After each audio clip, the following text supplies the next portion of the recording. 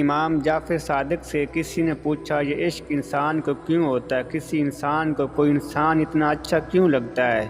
اس کے سامنے پوری دنیا کچھ نہیں لگتی۔ تو امام جعفر صادق علیہ السلام نے فرمایا، ہر انسان میں اللہ کی کوئی نہ کوئی صفت ضرور ہوتی ہے۔ کوئی رحم دل ہوتا ہے، کوئی سخی ہوتا ہے، تو کوئی عادل ہوتا ہے، تو کوئی شجاع ہوتا ہے۔ انسان اپنے اندر پائے جانے والے اوصاف کی خوشبو کسی دوسرے میں محسوس کرتا ہے تو اس انسان کی طرف مائل ہو جاتا ہے۔